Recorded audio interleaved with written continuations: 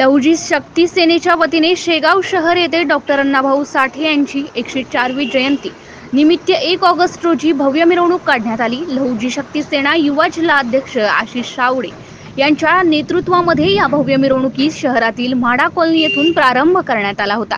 शोभायात्रेचे जळगाव मतदारसंघाचे आमदार संजय कुटे यांच्या शुभ हस्ते व सर्वप्रथम साहित्यरत्न लोकशाहीर डॉक्टर अण्णाभाऊ साठे यांच्या प्रतिमेचे पूजन करून अभिवादन करण्यात आले।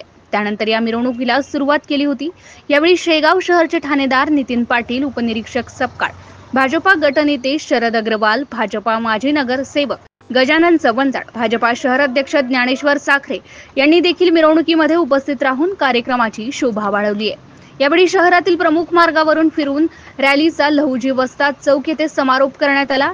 मिरवणुकीमध्ये समाजसेवक दीपक चंदनशिव, विजय गायकवाड, प्रकाश चंदनशिव, सूरज शेगोकार, जय गायकवाड, विनोद चंदनशिव तसेच वृद्ध व महिला समाज बांधव मोठ्या संख्येने उपस्थित होते।